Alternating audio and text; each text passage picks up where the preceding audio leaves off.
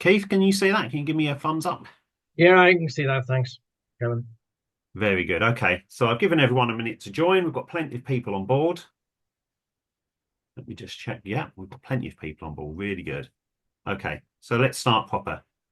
Hello, everyone, and welcome to the Independent Accountancy Practice Roadmap. My name is Kevin Reid, and over the next 40 minutes or so, I'll be asking questions of Foulger Underwood, MD, Keith Underwood. Keith, give everyone a wave. We've got our wave. And so these questions that we're going to try and resolve today will revolve around the future of independent accountancy practices, and Keith will cover off looking at the current models that practices operate within.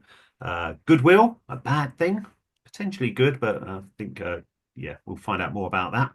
Why mass is important for firms, how profitability impacts your options, your sustainability options, and the risks and rewards of remaining as an independent practice. So we'll stop the share screen for a moment, and I'll just go through a little bit of background for you. For those of you who don't know, Foulger Underwood is a leading advisor to professional services firms, helping them with M&A advice through to succession planning, strategy, and leadership development, among other things. So visit foulgerunderwood.com to find out more. A little bit more housekeeping. We're always willing to and happy to take questions. We often have many during our market updates, so feel free to use the Q&A button to send them in, and we'll broach them as they arrive if they fit the flow of conversation. Otherwise, we'll keep them for the end of the session. As I said, today's session will be 40 to 45 minutes. If you have any questions that you deem sensitive or you just like a chat with us, then please drop Keith a line at keith@foulgerunderwood.com. If you're watching a recording of this, then you can also drop a comment in on YouTube. But obviously, feel free to drop Keith an email. Finally, a little bit of additional info in the chat function. You'll see that we have a market update webinar on the 7th of November at 12:30. We would love for you to join us there too. As I said, the link is in the chat, so please kind of click that.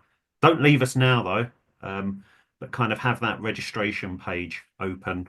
It would be great to see you in a few weeks' time.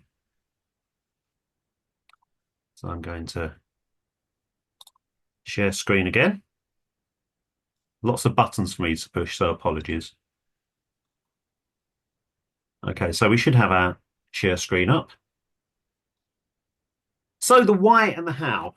Why are you here? What are you here to get from this? Well, we believe that for all the PE funding that is available, there are many independent practices out there that are performing really well. And there will be some of you for which the option will be put in front of you to either stay independent or sell to PE. And so what we're going to try and broach today is kind of what does it being independent look like, and how can it actually be a better option than selling out?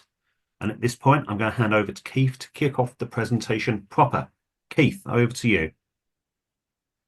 Thanks very much, Kevin. Thanks for that intro, and welcome to everyone on this early afternoon session, where I think we're talking about some areas which might be very interesting to some practices who maybe consider themselves as regards selling out, but have decided to remain independent and move forward in that independent role. I think it's why we've brought this webinar forward. It was going to be early next year, but actually we've taken on 5 or 6 and more to come, different assignments where people have really asked us this question: what should we be doing? What should we be looking at to position ourselves as independent and make sure we perhaps have sustainability for the next few years in terms of ownership across perhaps some exiting and retiring partners, and looking at those aspects in the light of the current changes in the marketplace. So hopefully today we'll be able to shed some light and perhaps give you some direction and items to think about when you go away from this for the afternoon. So I think the business models that we're looking at for the future are no different to the ones we have at the moment. The interesting thing is there are some variants on this. There are some ways of looking at those four there. EOT, of course, has come up fairly recently, although it's been around for a number of years. But in terms of professional service firms, we have spoken to perhaps 3 or 4 practices who've been interested in this, and one of those is proceeding to look at EOT. But otherwise, I think it's a fairly, I'm not sure it's actually a very strong solution to ownership in a professional service firm, particularly where it's relationship driven, such as accounting. But otherwise, you've got custodianship, which of course in definition means there's no goodwill on entry, there's no goodwill on exit. You subscribe to a capital account, and that is paid out at the end of your term when you retire, or you retire or get out of the partnership. Partner seniority role is much more traditional, and we'll come across that, I think, later on in one of the slides. And that seniority is a sort of traditional situation where people reach a certain level, they're expected to come into partnership. Tied in with that fairly closely is equity involvement, and then the methods of buying out the exiting partner, structuring the funding of capital accounts, all comes into that situation. I think the other goodwill element which has come through, which we're working on with these practices who have approached us, are those which have gone beyond the seniority model. And there are those which perhaps are looking at an internal market with equity owned by a much broader range, much deeper involvement with people down below equity partnership level.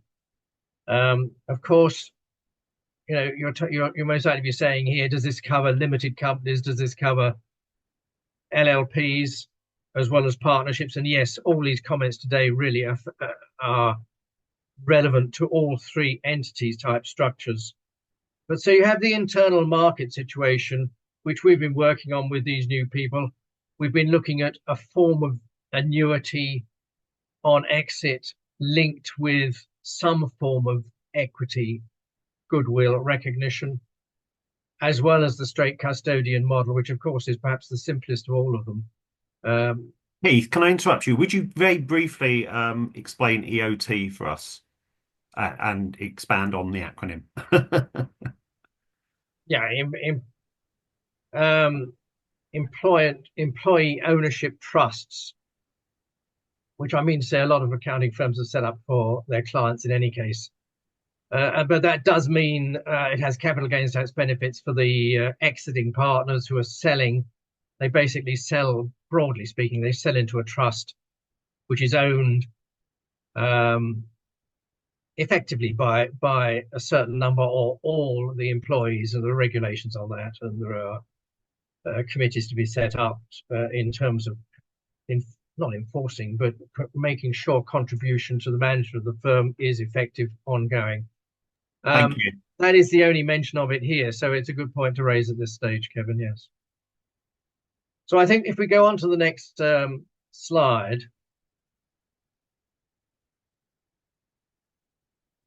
the historic model for goodwill and seniority has been somewhat status quo. It is, as I mentioned earlier, it is one party coming through at a certain level on a retirement normally to take over the equity of an existing partner. It has sometimes been onerous on ongoing partners because we have been involved in any number of practice situations where the younger partners have been asked to pay significantly, perhaps above market rate, and have been left with an onerous situation which seriously affects their profit earnings in subsequent years until funding's paid off to the exiting partners. One recently I saw was actually a 10-year payoff, which was a percentage of profitability over those 10 years, not historic profitability, which was sort of therefore curbed and capped, but actually over the future years. And we were into year 4 or 5, and the business had grown significantly by about 40–50% at that stage. And the exiting partner was taking the benefits out of the future growth of the younger partners who'd come through.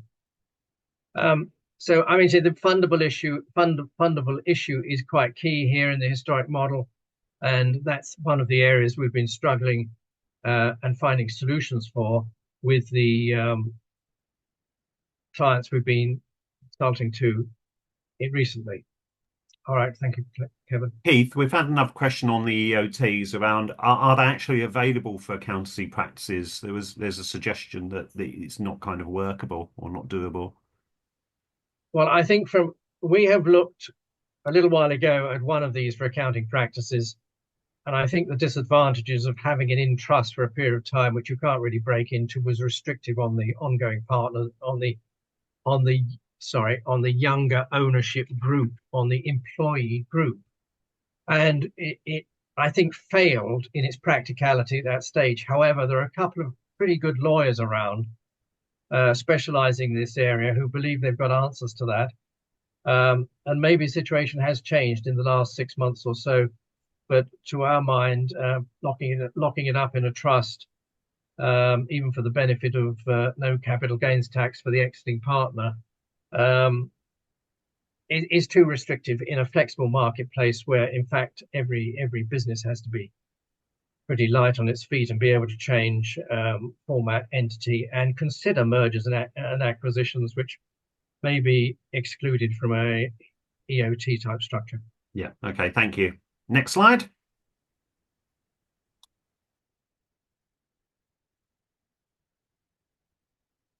So we've got here challenges coming up, which we've been looking at with our clients who've come on board for this sort of work. You'll recognize a lot of these issues. They're not new, and we don't have the answers to it. And I think the main point to mention here is when you come to equity holdings, when you come to these practice challenges, all of which are interrelated in one way or another, you find that there is no one answer for any one practice, or in fact, a golden bullet for all practices. There are blends, and it's the approach to these challenges and the equity participation by the ongoing owners that is key. And a solution for one practice might not be the solution for another. So it is very much a mix and match situation covering a number of challenges here, which people are faced with and which we're sort of looking at and bringing it into the matrix in providing advice to our clients to look at the future sustainability of the business with different forms of ownership. So obviously growth is important. And although it might seem obvious, it has been, we still see it. Some of the smaller practices of 3 to 4 million have actually remained without growth for a period of time. They haven't grown significantly, and there's been a comfort level. And this we'll come to in terms of lifestyle and commercial entity type structure of the business. Yeah, I was going to say, Keith, is it fair to say that generally speaking, the tighter your time frame to turn this around, I guess the less likely is that you'll be able to do it, and ergo the other exit option is more attractive or more feasible. Well, it might be, and successions on this list. I'm not going to go through them all individually, but successions on this list. There are a number of practices, and I think we say that bottom line is size, inherently if inefficient below 3 million. Usually up to that stage, you've got some people who are perhaps autocratic in their management. Perhaps there's been a glass ceiling, and you've got 3 or 4 partners who haven't moved, been there for a little while, and are working towards a sale as their only solution because they haven't basically invested in the younger teams coming through the business. And it is an investment. I mean, so to bring through succession requires investment. It requires a number of failures possibly as well. But there are 2 different models here. One going for sale, and which tends to be the smaller one, and the other one which is going for perhaps more commercial based practice where partners can come in, can exit on retirement without any disruption to the overall business. And that's what we're really addressing in this webinar today, that there is a sustainability, there is an ongoing business, and partners can come in with their equity, custodian model, whatever, can come in and pay goodwill in some cases, exit on a little bit of goodwill and perhaps an annuity, and they would therefore fulfill that. But in fact, the actual business itself continues to grow. The strategic plan for the business provides for people to coming in and out of ownership, but it doesn't necessarily be a disruptive influence when somebody leaves. So I mean, I mean, see, all these things here on challenges, I suppose, are predisposed from the next slide, but I'll leave that for a minute. But you have to look at all these areas, the clarity of marketing and PR, IT adoption and tech, which is obviously, if you're going to keep a sustainable business, is very important for the future and costly. The leadership most likely has to change in a lot of the independent practices. They have to become more commercial rather than lifestyle. And that will be bound up with the sustainability going forward. I think we move on to the next one. But I think there's a lot of points there to consider. And the reason perhaps for looking at this is that obviously the PE consolidators are into the marketplace. They have been in now for 3-4 years. They are providing different models. They are providing a change and disruption influence, which actually we can't say it's bad. We can't say it's the solution for everything, but certainly it has provided cash and funding to exit certain partners who might not have been able to find that exit from within their organization and still recognize goodwill. So it's important that one understands where the PE consolidators are.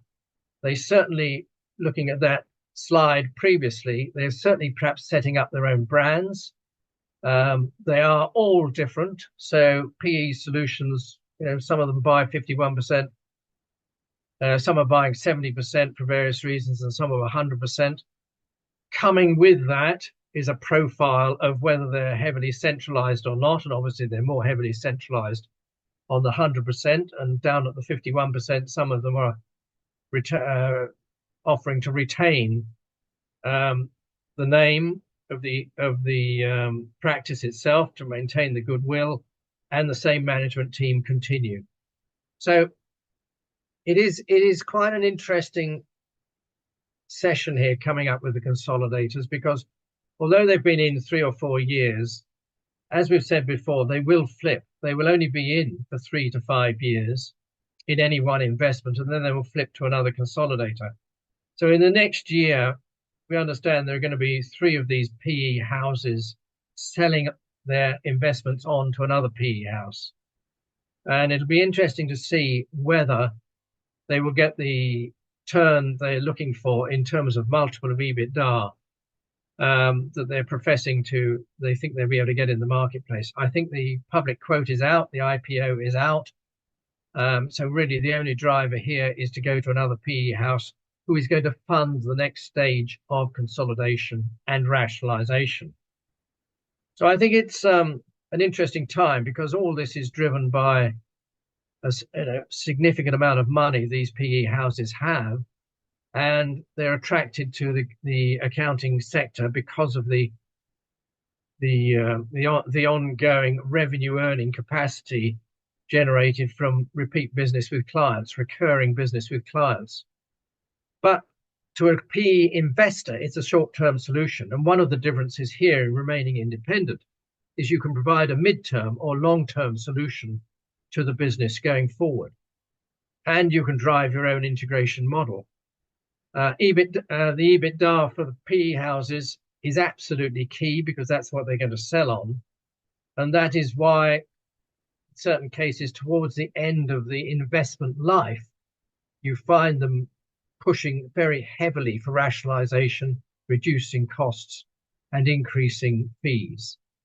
And we're seeing that at the moment with 2 of the exit propositions for next year, where they are going to the market. And is it fair to say, in principle, Keith, that's potentially disruptive?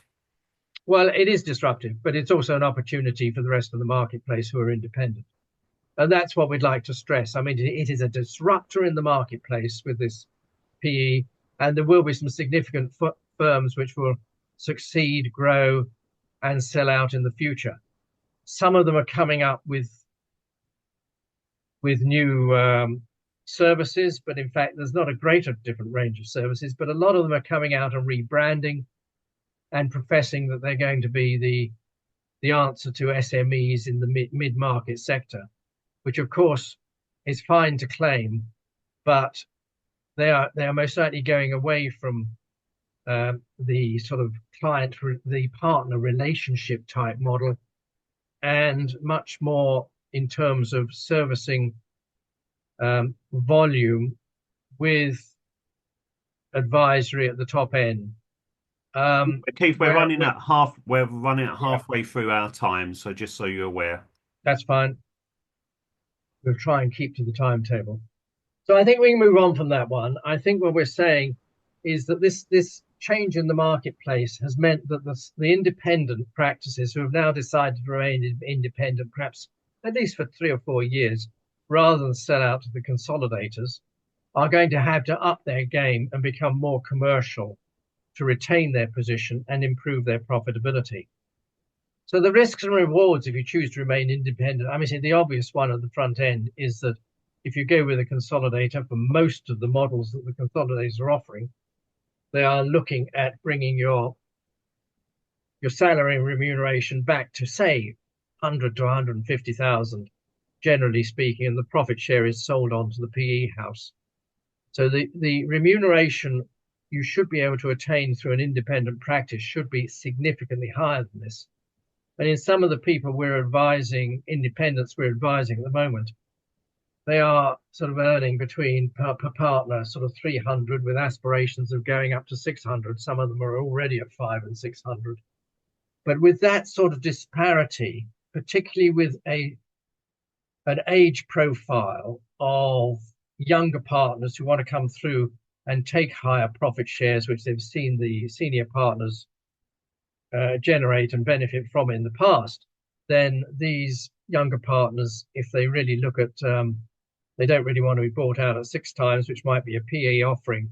They really look to perhaps 10, 20 years ahead of them, where of course the increased profit share, differential in profit share stroke remuneration is going to be significant. And the sale now is going to be perhaps disruptive to their careers. So I think the other ones there that we're talking about, the risk and rewards, the aspiration that we're trying to build into the work we're doing with some of these independent practices is style and issue comes through service. Can we have a distinctive service as against the rest of the market, which includes the PE houses? So you're competing against PE consolidators as well as other independents, of course. A strong and differentiated brand is also an aspiration and something worth considering and moving towards. I think as an independent, you've got down there positive employee propositions, rather than being part of an enormous organization with an distant HR, perhaps imposing policy, comes with any larger firm as against a more flexible independent firm. Keith, we've had a question in. I think we're basically answering it by the presentation itself, but someone has asked, can you explain more around the various succession models that are appealing enough for the next generation, but also those that reward the existing partners? It's a balance. Yeah, I think that's a difficult one because, as I said at the start, there are different models. I mean, so what we're looking at, as I say, with the people we've brought on board to consult, is a combination of moving to custodianship over a period of time, gradual transition. In the one case, in another case, we are looking at some form of annuity to recognise their current equity or what they've paid in, but moving towards a much lighter buyout situation for goodwill down the line and higher profit shares, which means that for any incoming partner, they should actually see a better cash flow than perhaps just sitting there paying off ex-partners for 5 to 10 years, whereas they should be seeing a better cash flow through their profit shares in the near future after they become a partner. So is the idea then, Keith, for firms that are operating with goodwill to try and break that down or move away from it? I think the raw Ultimately, good, I think the raw goodwill, which usually means there's an enormous differential between salaries of partners and the technical salaried partners rather than the equity owning partners. I think there are still a lot of firms around which have a big difference there.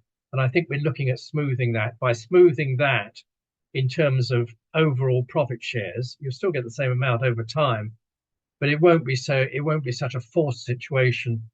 As somebody said a few days ago, the partner becoming equity was moving up from something like 180,000, 200,000 a year, and he was immediately going on to 300,000 a year by becoming an equity partner. But of course, out of that, he was going to have to fund under the old model a fairly demanding exit payment to the exiting partner. But you have to look at all these individually, and I appreciate the question has been asked, but it can be possibly better addressed with an individual example. And if someone would like to contact me, that's fine. We're happy to go through the scenario for that particular situation. Yeah. The So I idea think, being with the custodian model is though is that smoothing out is benefiting while you're in situ. yeah, I think it is, and I think it also is most likely an interesting model, particularly if you're bringing on lateral hires from larger firms out of the top four or top eight, who are used to no goodwill on entry, no goodwill on exit, and those people can therefore come down and recognise that situation with the model they've been working with previously. Yes, to be brought down and then find that you've got to pay a significant amount to get into equity ownership is not the best transition, or indeed entry point for an ex-large firm individual. So I think going through the rest of this slide, if we can get back to this, Kevin, at the moment, if I haven't answered the question, by all means approach me. So employee propositions, very key on here. I think you've got flexibility, you've got ability to create a better career proposition for your staff, employees going forward. Personal satisfaction and flexible approach, always available with an independent firm more than a larger consolidator and or a larger firm in itself. And of course, you've always got the input to strategy and the vision for the firm going forward within the strategic plan, which you won't have with a larger organization, and you'll most likely be quite distant from the people who are making those decisions. Thank you, Kevin. Sorry, Kevin, can you change the slide?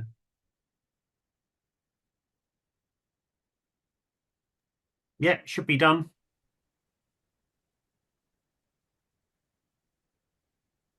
So then what needs to be addressed when you start getting down to the granular end of this on individual situations is obviously looking at the equity, the roles and responsibilities of individuals, what it means to be equity, what role is attached to that, what role is attached to management. So we tend to differentiate between management of the business and equity ownership, and we try to, as far as possible, look at that as a commercial approach and inject it into some very confused situations as to who is equity, what the role is and responsibilities of the equity, and where the management lies. So the roles and responsibilities are key, and they need to be divorced from pure equity as the business grows and the management of the business. Remuneration graduated, I've mentioned that just now, in that there are some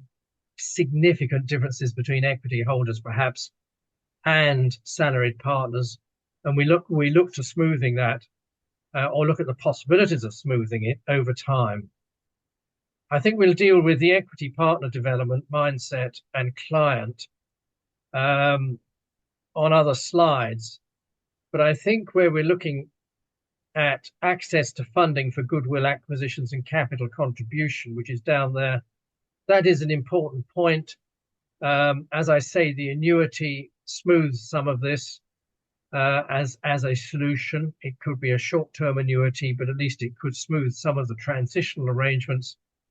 The use of points, again, particularly if you're looking at an internal marketplace for more people than the senior partners, then that is also something that can be introduced, providing it's fully understood and people get therefore an uplift in terms of their profit share based on their points.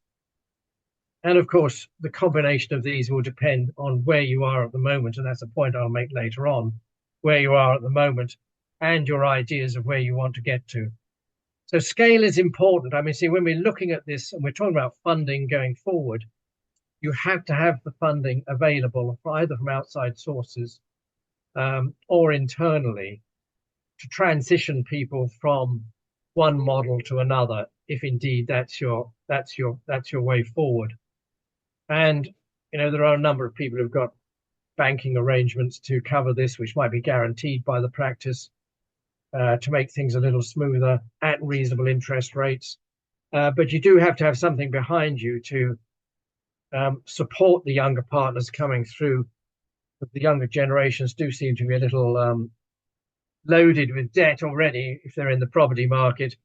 That seems to be a feature of the 20 and 30-year-olds coming through into this sort of area of being considered for equity. So I think the other thing down here is the margin of 20%, which comes back to the profitability point. I'll pick that one out. I mean, between 20 and 30% after a partner cost. When I say partner cost, I mean say the cost of that partner generating the top line fees in terms of time cost is an important element. If we don't get to good profitability and have those have a model which is going to generate that profitability, it's extremely hard to attract the younger partners. It's extremely hard, obviously, to pay out exiting partners who've still got some element of goodwill. And therefore, the profitability level has to be included in the model. And the various elements which generate that profitability have to be changed, addressed, and possibly changed. So it's an interesting dilemma as to where these practices go for the future, because we've seen many who don't have or only have 20% margin at that level, which then have you have difficulty in generating that distribution. You have difficulty in also sharing that for investment in IT, and in terms of additional headcount. So the profitability is very important. That profitability model has been quite flattering in the last few years for most firms, and it's important that it continues. And there's a constant drive to improve that bottom line.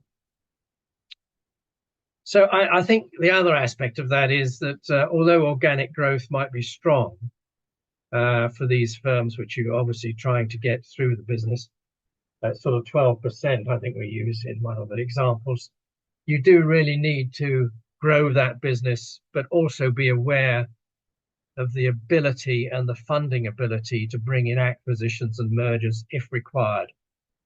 Perhaps bolt-ons rather than larger ones, but we're talking to certainly one of our clients who's approached us on this sort of sustainability for the future, who is dead set, in fact, on growing from sort of 6 million by joining with another 6 to 10 million pound practice who is independent and moving ahead on that basis because they think that the scale is important. The scale is important to generate the profitability and therefore provide the funding for what we're trying to do here in satisfying equity partners as well as future investment. Would you expect, Keith, in those types of circumstances that certainly if it's from an acquisition point of view, that the party being acquired is aware that the goodwill is being most likely unwound? Oh no, I mean, say everything has to be out on the table. If you're going to do a merger with particularly an equity partner coming in, and that obviously reduces the cash out in terms of buying out an exiting partner or a retiring partner. So yes, I mean to say we're all in favour. You can't hide these things. The model as it is at the moment and the model for the future has to be disclosed on the table, so the incoming partner is very clear what he's moving into. He's signing in any case. He's signing off a partnership agreement or an LLP membership agreement, or indeed a shareholder agreement. So he's buying into those scenarios which have to be discussed and be attractive. I mean, it's a good point, yeah. Kevin. They have to be attractive to incoming partners who have aspirations to grow in an independent firm. We're running at 35 minutes, Keith, so we've got 10 minutes. We've got several questions as well, so I think we just need to kind of keep wiggling through as well. Okay, we'll go on to the next slide then, if we can, Kevin. Yeah, it should have So got. we're a little more granular on this. I mean, this came out of some discussions with some headhunters, um, stroke employment specialist employment agencies, and I think they had empathy with this view that if you're going to look at this sustainability for people coming through to equity, you're going to have to look at it, not wait for people to come through knocking on the door for equity, but you're going to have to actually go down and build up a group of people who are going to have the appetite, the ambition, and benefit and recognize the benefits remaining independent going forward. And I've put here just to sort of illustrate, it may actually be back to the people you take on as trainees from university or from school, wherever, in terms of getting a profile of them, very difficult at that age. But I don't think you can wait until people qualify and or they've served 15 years and you then go and ask them whether you want to become an equity partner. It's got to be far more integrated. And the partner development programs, which is the last two paragraphs here, I won't go into those in detail due to time. But those last two paragraphs, you've got to nurture these people. You've got to bring them on board and you've got to demonstrate what the benefit of remaining independent is for the future. And that again ties into things such as culture, vision, and the actual their development, their career development. You have to have that story for them, and increasingly so. Brand, image, vision, your ethos, all need to be sort of expounded, even if you're talking to a group of graduates at university to bring them on board. That they need to recognize particular things these days as regards the future of the business, and they want to join someone which is forward looking and has a career for them. Then we go on to the next one. I don't want to dwell on that. I think the other area which goes hand in hand with that last slide is that we need to look at the risk reward. We recognize that risk reward. Obviously, when we talk about equity, when you talk about selling out to PE, you lose a lot of the risk, which is why you're not being remunerated with profit share, to put it crudely. So the rewards for remaining independent are also risks. You are funding this business, you are driving this business, you're responsible for this business to impart shared responsibility.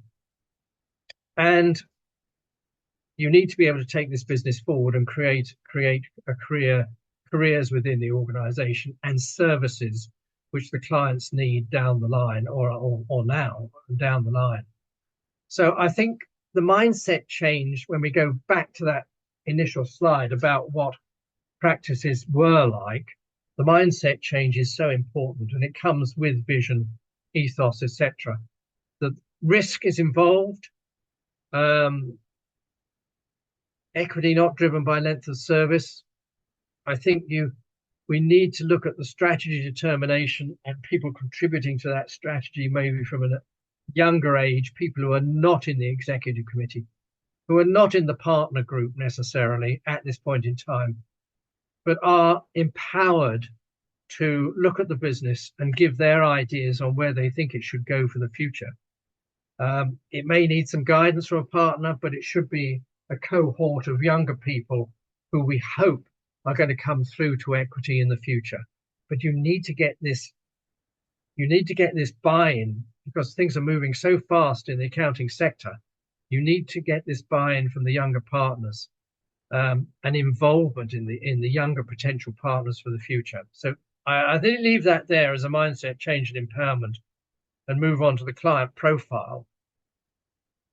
Kevin, on the next one.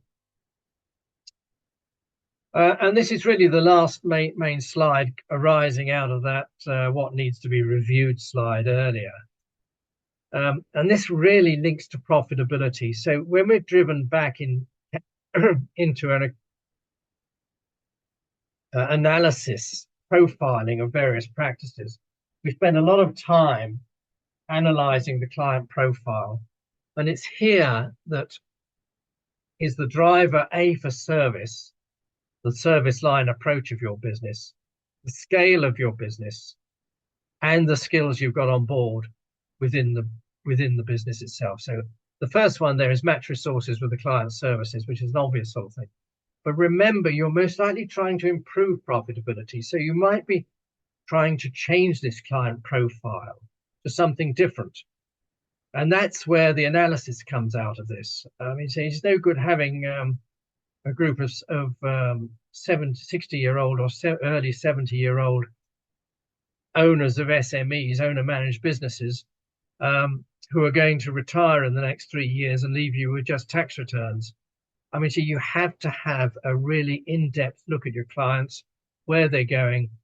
You need partners who are going to come through and service perhaps 8 to 10 of the key relationships of the growth clients. Partner KPIs need to be linked in with the top 30 clients and the contacts with those top 30 clients, because they are the future of your business.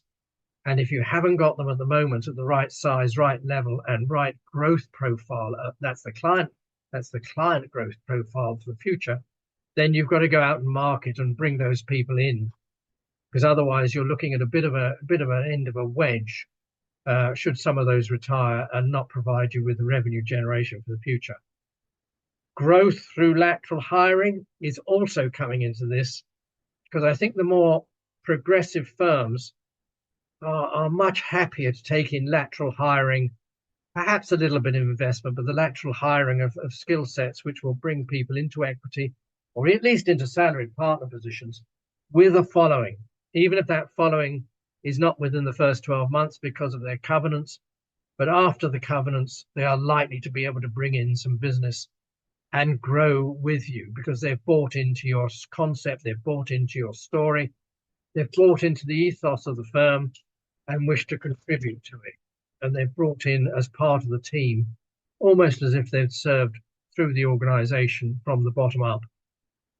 But that is lateral hiring, I think, is going to be more and more important, because not everyone is a client getter, not everyone is a client developer. And business growth that we've seen most effective in some firms of around 10 million is where they've gone out and either taken in a small team, and then that team has gone out and brought in additional fees and clients, or they've brought in additional people to add to a team. All right, Kevin.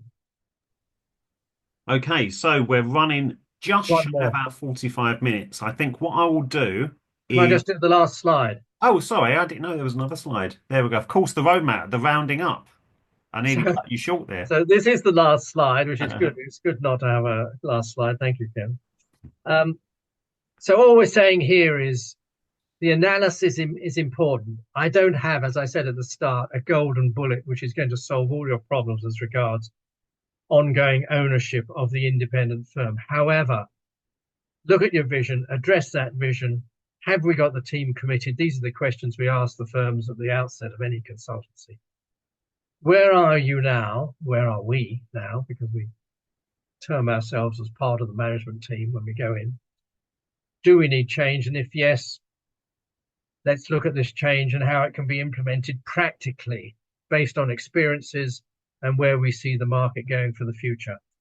So I think you need to put a time frame on that as well. It's not something that you can evolve over 10 years. The market's moving too quickly for that. To get to where you want to get to, you need to have a sort of 3-year profile going forward, even if there's quite serious transitional change involved in that program.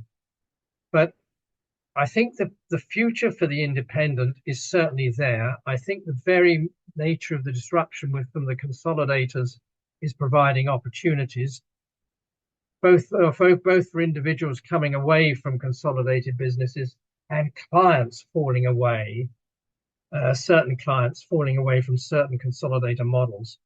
So I think it's going to be interesting in the independent. And if you've got the right profile of individual at the top and pushing through within your organization to get to the top, I think it can be an exciting and a very rewarding future as an independent within the UK marketplace. Okay, brilliant, Keith. So what I'm going to do is I'd normally stop sharing screen, but bearing in mind we're at our 45 minutes, we have several questions that have been put to us, which is great. I think what I'll do is I'll wrap up very quickly for those that have to go. And for those that can stick around for another 10 minutes or so, we'll whiz through the questions. Keith's details on screen, so feel free to get in touch with him if you'd like to talk about your firm and its direction of travel. Don't forget our market update webinar, 7th of November at 12:30. Again, the link is in the chat. Please cut and paste that into your internet browser. You can follow us on YouTube for more videos. We're also on X at Foulger UK, and of course, we do update on LinkedIn. We do have plenty of other videos on YouTube, so please check them out. So, for those of you that have to go now, thank you very much for joining us. This webinar will be recorded, and we'll get you a link out to that. For those that can stick around for another 5 or 10 minutes, or that have asked questions, Key for you, do you have the gumption and the drive to get through these questions? Absolutely. Come on, let's have them. Yeah. Okay, I'm going to pile through these questions. For anyone that has to go now, though, thank you very much for joining us. So the first question we had, which was towards the start of the session, actually, was around the custodianship model from a corporate structure perspective. Limited or LLP partnership. Is there a straight answer on that one? Not really, because it obviously has tax implications as well. So I can't really comment on that other than to look at them individually. I mean, see, most of them that we see are in NLP formats or original partnerships, but they're in those sort of formats.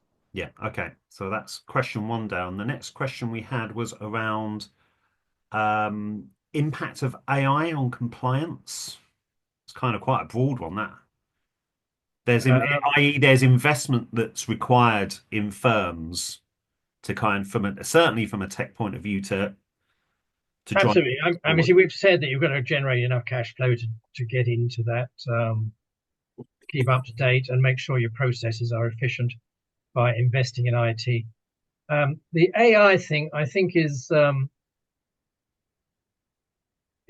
question of size. I mean, see, some of the larger firms, let's just take a figure, over 20 million of turnover, 30 million of turnover, are quite happy to go out and build their own or adapt an easily available AI system to their own ends and invest in their own discrete software development to give them a bit of a unique edge, if you like, in the marketplace.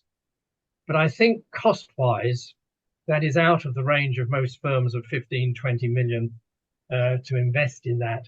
And I think we're gonna be seeing that very much along the lines of software at the moment, bought into a proprietary type product, which is provided by some of the which will be developed and or is available from some of the current software providers, Ultimately, which won't be differentiated. investment in your technology, investment in your people, you will have to do that, whatever model you're following. That can't Yeah, be cut I, short. I don't think there's any. I don't think there's any opt out of this that you can find another route. It is going to be in there. I heard about somebody this morning actually who's um, gone the AI route, and they're doing some. They're not in UK actually, but they're. I think the figures were about 10 million in turnover of small clients, and they were only employing 20 what they called bookkeepers or administration people who were basically troubleshooters for the data coming in. The rest of it was all dealt with by, and they are a highly software orientated firm of building their own programs. So yeah, I mean, say that they're doing extremely well, and AI is something you're not going to be able to ignore. Whether it's worth building your own depends on your size and your cash flow, to be honest. Once you've built your own, of course, proprietary software, you have to actually replicate it and develop it and to make sure it keeps up with the rest of the marketplace. So we've got a few narrow questions. I think you'll have to. I will leave to your discretion how much detail you go into on these, Keith, or whether you ask people to get in touch with you. So first question around size of practice that's attractive to PE at the moment. The person that said that asked questions, Okay, firms running about two 750. two answers to that.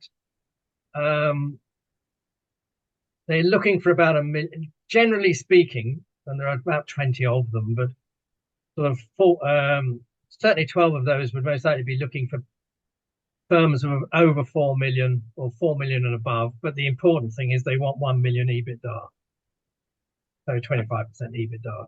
Okay, Maybe let's 4 keep million moving through units. these, Keith. We've still got quite a few to go. Someone's asked what do you say is a fair notional partner charge, and I assume that must mean by percentage. No, it'll be actual quantity actually. Oh, okay. And I would say it depends on the skills of the individual, but the ones we've looked at outside, outside the southeast might be as low as 85,000. If you're in London or around London, they're usually coming out at about 120,000, maybe 150,000. If there's a super advisory creative tax individual, you might have an exception at 200,000 for that. Okay. We've got another question which I don't understand, so I'll leave this to you. Well, pretty much like the last one, quite frankly. I'm curious to know if ownership equity is best suited at parity. Yeah, that's a good point. I didn't go into that in any great depth because, again, it could take a long time. Um, I don't think parity is necessary.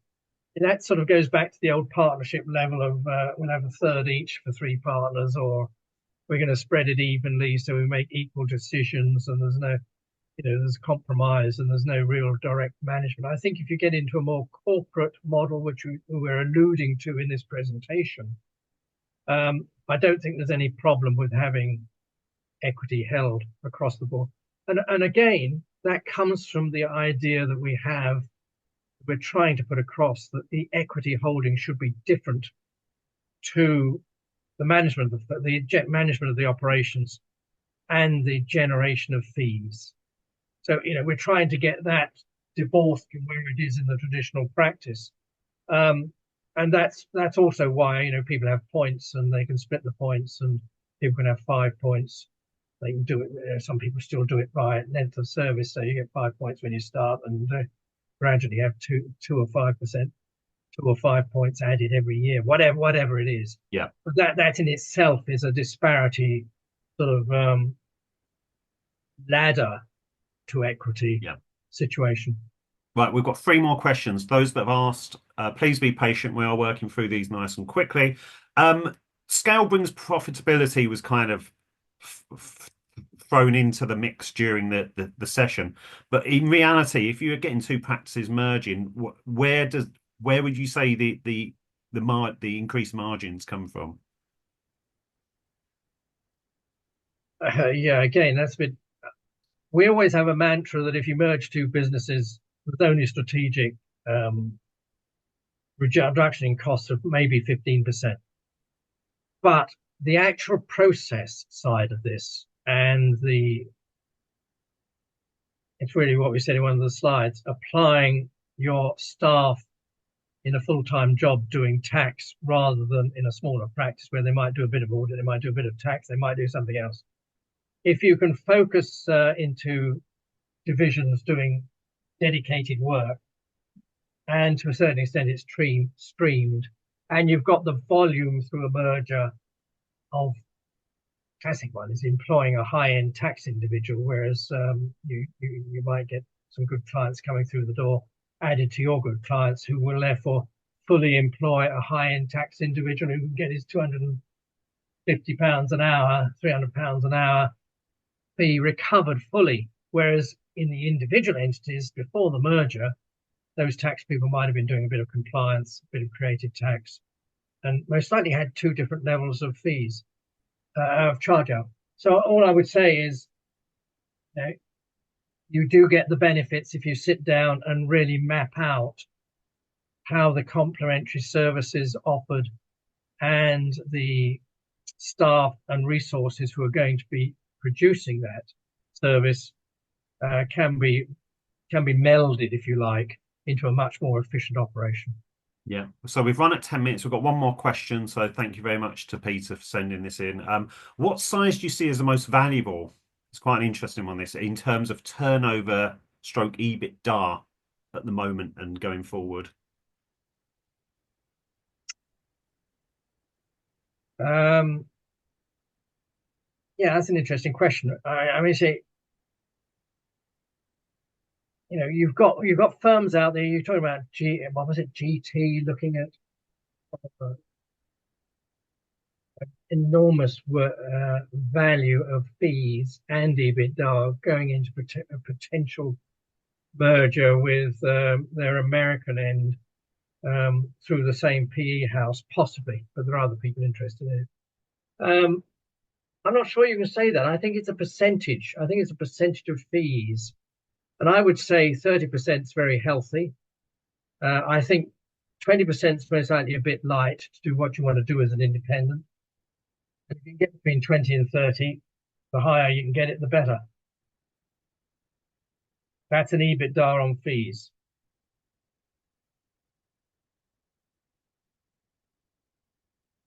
Does that answer the question, Well, I Kevin? went, yeah, well, we'll find out.